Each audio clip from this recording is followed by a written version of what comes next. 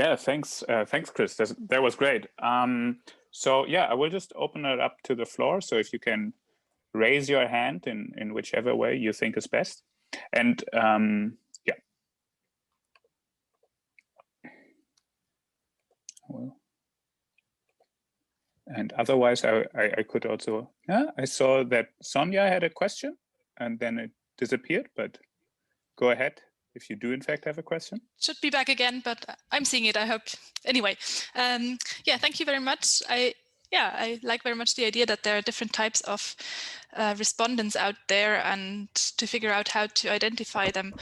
I was just curious, do you have an idea of how to really identify better than just by literacy or by looking at education, what type of people might have this bias? So is there, because I figure it's difficult to find out who really are those people who have this bias. So in principle now, I showed you running a model and synthetic testing of it with very simple models, but I can throw any predictors into the as explanatory variables for numeracy.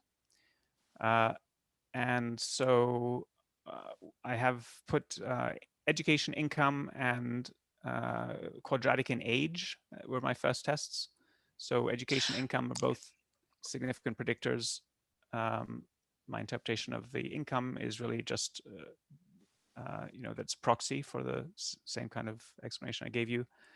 The age parameters did not come out to be significant. So that was, I should be able to rule out factors as being important in this, just like I can rule them in. This is very computationally expensive at the moment. So as I learn more about this, so actually in the paper, I also described some heuristics to kind of check for the strength of this problem. So I think those will be as useful as the detailed findings I get. But as long as, by the way, one of my conclusions is, well, this looks to be very significant. It's measurable. I think I'm on the right track here. That the model is converging and consistent. On the other hand, you could also say that the findings, these biases I've got, are not huge on real data so far, and we'll see if that where and how much that holds up. But in some sense, this might be a bit reassuring. Once you start looking at these distributions more carefully, you see this focal value behavior being extremely strong in a lot of places. And the fact that regressions, the inference that we make is actually maybe roughly still quantitatively, in the right place when all of these different complex things are going on in people's response functions is in some sense reassuring. Okay, so yeah, so my answer is, I will carry on, of course, exploring and trying to explain it with measurables, and then there are also some heuristics just for checking how big the problem might be in your data set.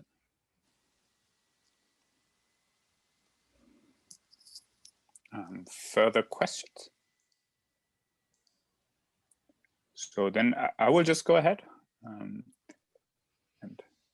so I have two questions / thoughts. So the first question is just to see if I get the intuition right.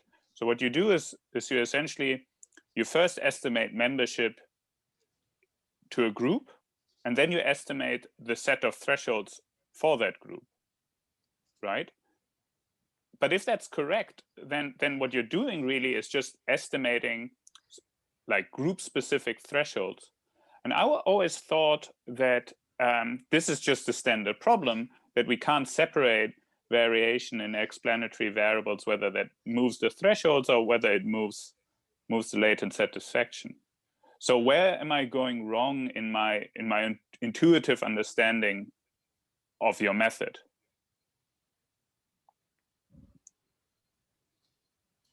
I'll have to think about that a little bit more, but I glossed over an assumption that I have made.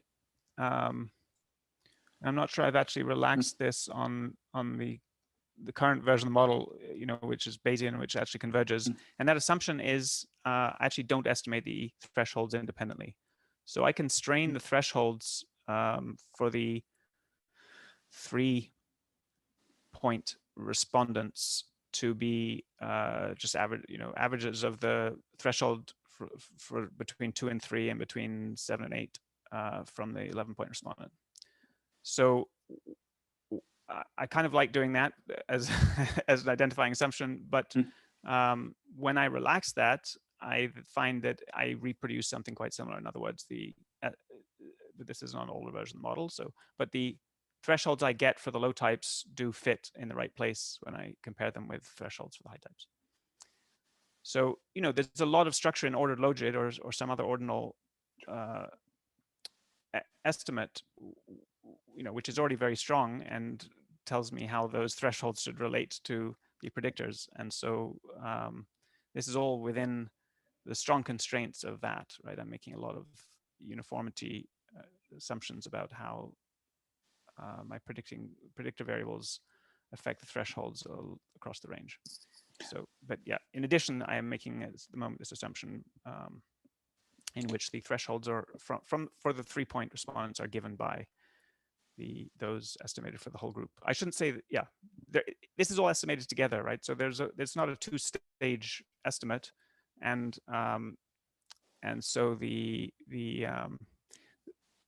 thresholds for the 3-point respondents are estimated simultaneously with the 11-point ones, but with that constraint. And then just a second one, you showed that essentially some of the odd reversals happen in the stepwise logits for the top response categories. So essentially that higher incomes reduce the probability of responding with a 10 rather than with a 9 or lower. And so I saw that in some of my own, or in like the BHPS or the sub data as well. And I just sort of interpreted this as like a very rich people are already rather happy, and at high levels things just start reversing. Wouldn't that be a sensible sort of interpretation as well? And the same goes for education.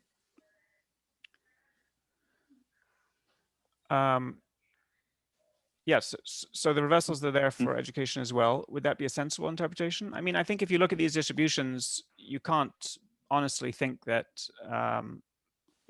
the distributions are obviously, there's something obviously going on when you see these focal values. The focal value effects can really be huge, right? And I mean, so by the way, I should say, an ordered logit can perfectly well reproduce focal values, because an ordered logit can just shrink or expand the space between these cutoffs. And so it models a multimodal distribution just fine. But it's not very satisfying to just say, well, there's a lot of people who are right up at the top of the scale, or you think maybe there's the people who want to give an 11 or 12 or something. You certainly need to put some more understanding on it. In any case, I think, I'm not sure what the right answer here is, except that I think my model is in some sense simpler than yours conceptually. So I don't know what funny thing would be happening with richer people, but I don't think we need to make that assumption. Well, as an academic, there's other evidence against such claim. If you look across groups at different income levels and so on, you don't find that true. You don't find that being true for the average. So yeah, as academics, we'll never know how it feels like to be very rich. So we'll never know. But Daniel has a question. Don't think we can complain. Hey, so Chris, and this is really interesting, and I share your view that this may be important for for some applications. I'm curious, have you seen, there's a paper by French Linari and Chuck Mansky, econometricians, who look at subjective expectations in the health and retirement study. And so those are basically, they're asking people about their beliefs about things like, how long they're going to live. And the answer is a probability from 0 to 100. And there's a lot of rounding in responses. So like lumps on 50 and lumps on 60, 70, 80, and so on. And in their paper, they try to model the rounding, I think, in a way that has, at least intuitively, similar to yours, that they're modeling it as a function of literacy and education and other things, the propensity to round. So I'm wondering if you've seen that, and if not, you might find it useful, because you know, I think it's a very closely related context. Great, thank you. Yeah, maybe you can even send me a link. Sure. Thanks. I'll post it in the group chat. Yeah, great.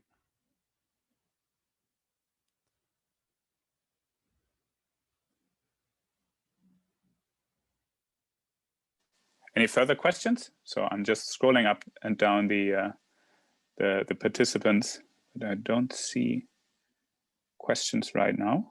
I raised my hand. Yeah, Mark Flaubert has a question. Oh, okay, then Mark, go ahead. I'm sorry. Yeah, thanks, Chris. This is very interesting. I was puzzled by the contrast between this story and the story that Mark said at the beginning, when he said in Australia, if we are asked a question, we tend to focus on the middle of the upper part or something like that, so 7 or 8, and we don't think too much about it. So if people are challenged on numeracy, it's not obvious to me that they would go for 10. Perhaps 5 is a natural anchor, but 10 looks quite amazing to me. So why don't they go for 6 or 7, or right? So is there any simple psychological story that we can tell to explain that? I'm not sure I have the same intuition as you, but I think the person who is simplifying the scale for themselves is just saying, you know, I feel great, I feel bad, or I feel middle, okay. And either I don't understand the question well enough, or I don't, you know, I mean, there could be other conceptual limitations where, you know, I have uncertainty in my answer, and so that is a coarser version of the scale. I don't know of a story in which I have low comfort with this scale, but I end up choosing a 7 or 8. So if I'm not confident, I wouldn't go to the extreme. I think I would shoot for the middle, or for something around the middle. So it makes a lot of sense. We see a lot of rounding in the middle in many questions, many questionnaires, and that makes a lot of sense. And perhaps 0 also makes sense, but 10 for people who are in general disadvantaged and have hard lives, it's much harder for me to make sense of that, unless I don't understand what lack of numeracy means, right? So if it's challenging for them to count their 10 fingers of the 2 hands, then there might be something. But I'm surprised, right? For counting from 0 to 10 is very basic.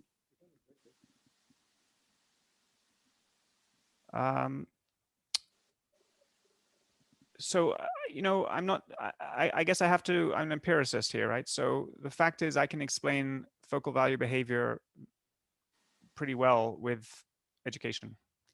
In this model, I don't distinguish between focal value behavior for the 0, for the 5, or the 10. I just, right? So it's, if you are a focal value respondent, you will pick one of those according to your response function. I can tell you that doesn't work for trying to explain some of the other cultural differences in focal value behavior. So there are maybe other influences that make me want to give a 10 or not give a 10 based on cultural norms or something. But so that's still to be explored. But so your intuition here is that you would be averse to using the top of the scale if you have low resolution. That's not necessarily my intuition, but I don't know. But I mean, you know, I can show you populations, you know, from disadvantaged communities in Canada's north, from the Solomon Islands. I can't call it disadvantaged, but let's say, but subsistence fishers who give a lot of 10s, right? So we see this effect in people that we don't necessarily expect to give very high responses. Mm-hmm. Yeah, that's very interesting. Mark, I saw you raising your hand. Yeah, thanks. I guess a kind of follow-up to Mark's question there. So perhaps I've sort of slightly misunderstood what you mean by numeracy, but it seems to me like a reasonable alternate thing is just kind of how much the person cares about giving you a really accurate answer.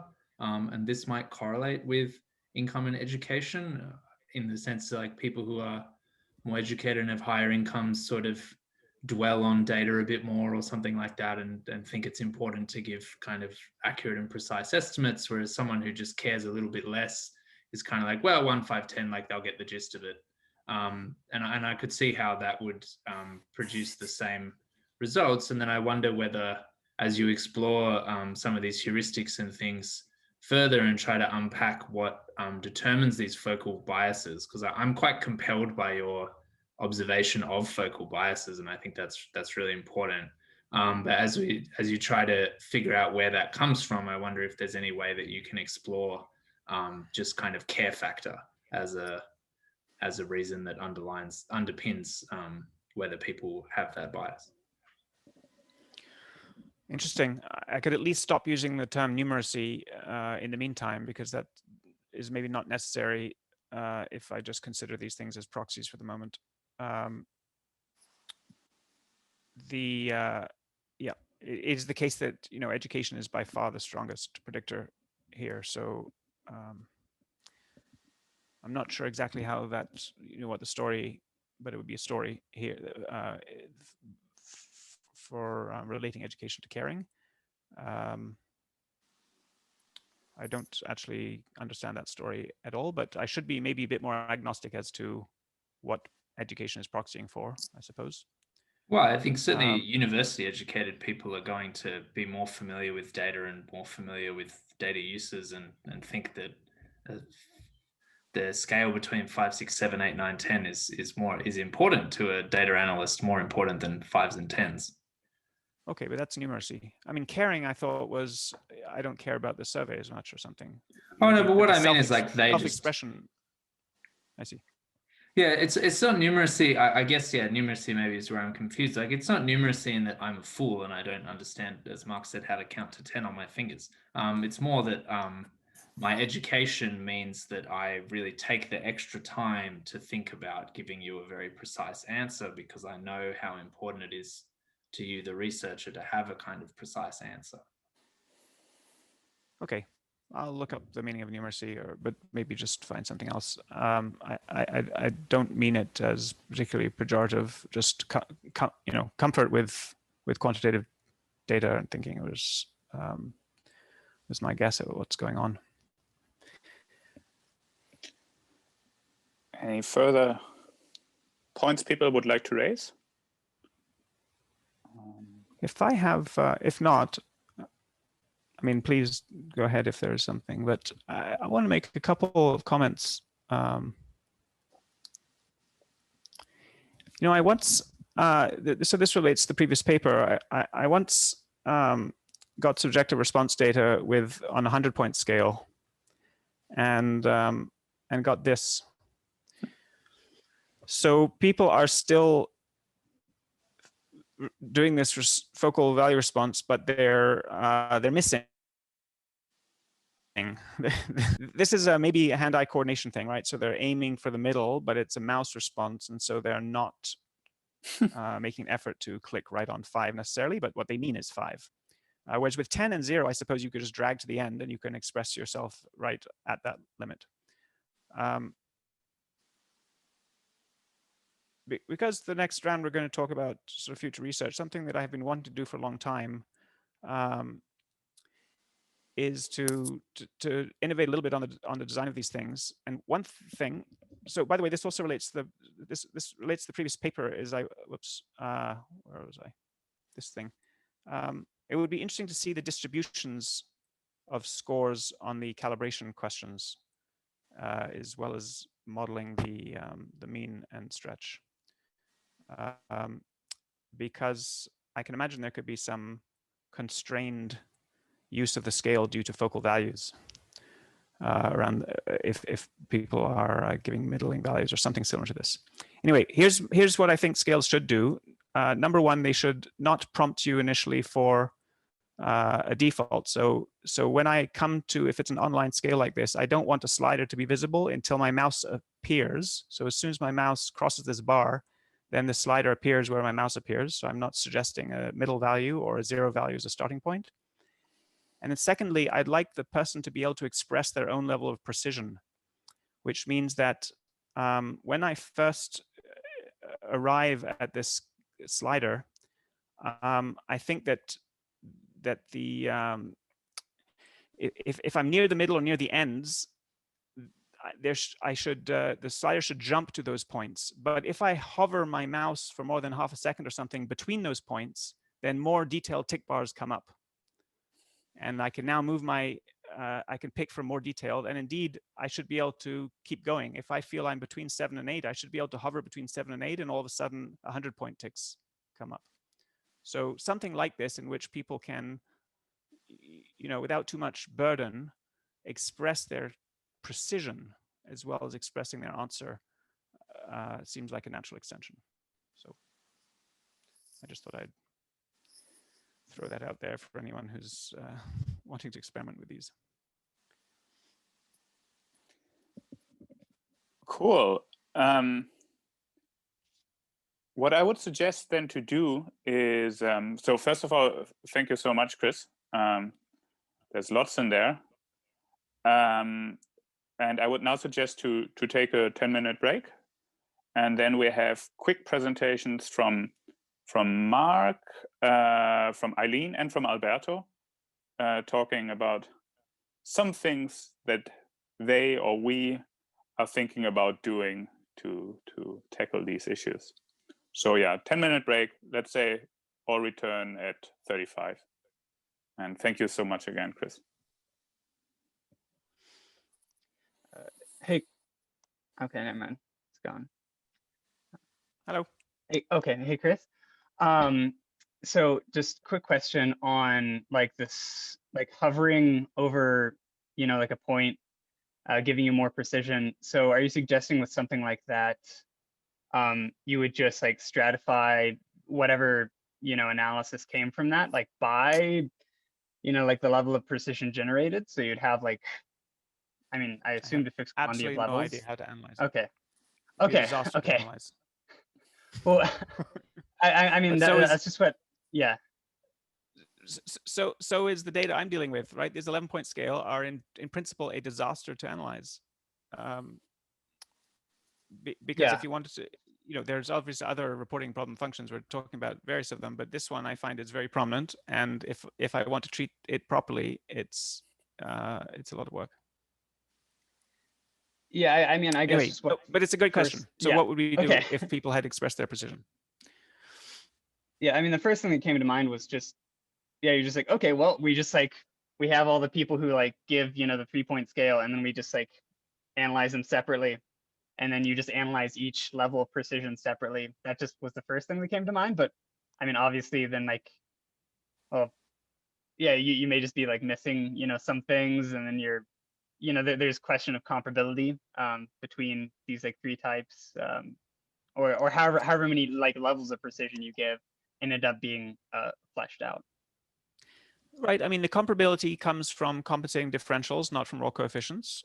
So, but by the way, I mean, I think what you describe, first of all, it's not that bad, right? I mean, there might only be 3 levels of precision. There might be a 3-point, an 11-point, and 101 point, or something like this. So you do analysis 3 times, and if you want to really compare effects, you would be comparing them in commensurable terms. In other words, convert effect sizes to income compensating differentials, or something else compensating differentials if you don't like to privilege income, and then and then you're fine. And this is actually, I mean, one of the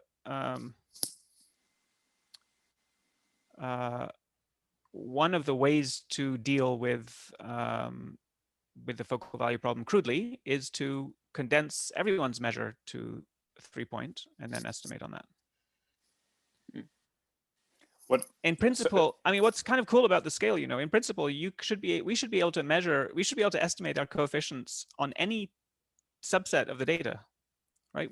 It's as I showed you, if you just take everyone who responded 7 or 8 and you run instead of running an ordered probit, you run a probit.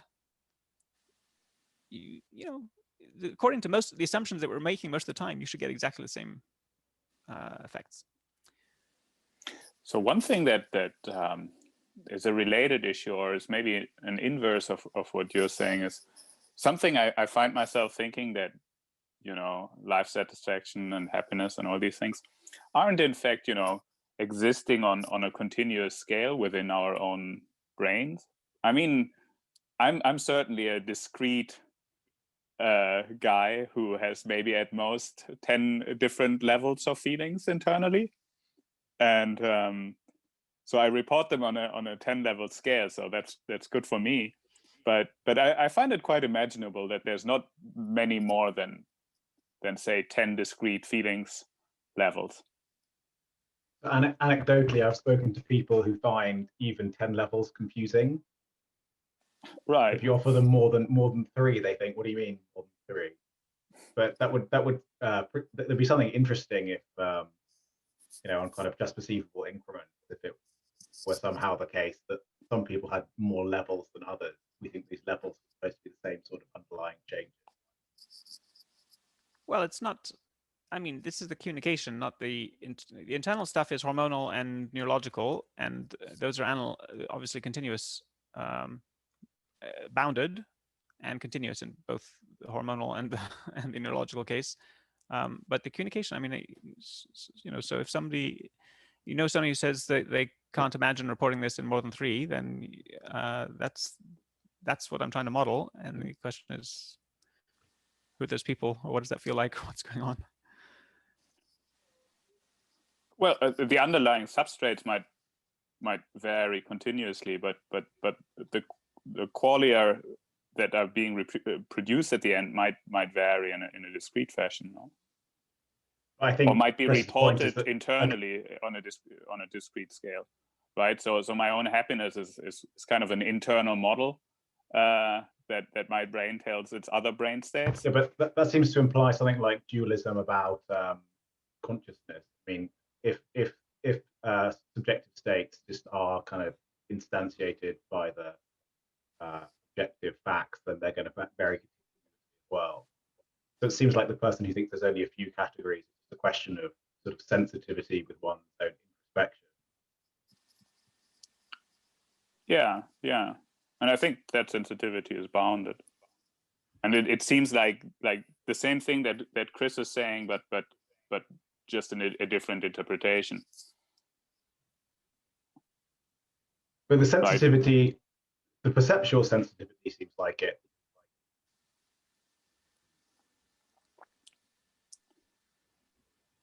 Yeah, it seems like there would have to be a limit to perceptual sensitivity. I mean, we're speculating here. Yeah. During the break, as we should. There's a nice paper on this, Rayo and Becker.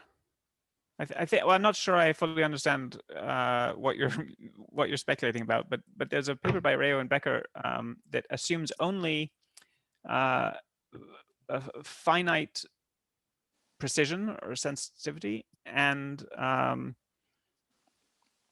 boundedness, right? So I said the hormonal and the neurological are bounded in principle. Sure. And if you just assume that those are, you can't have infinite, there's always some noise, and there's some boundedness in our internal systems, and then you let evolution run, you come up with what I call adaptive gain control and low-pass filtering. In other words, you come up with adaptation and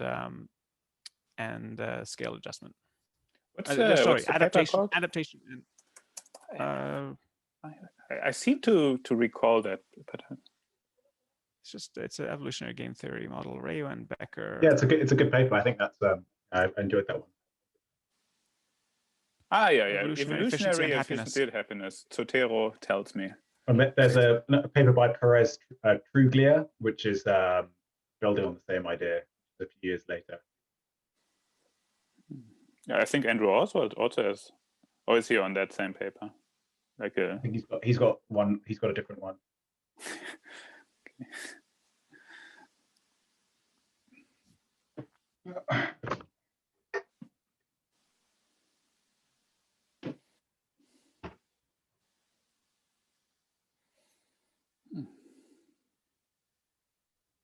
Chris, may I have a question? Hi, yeah.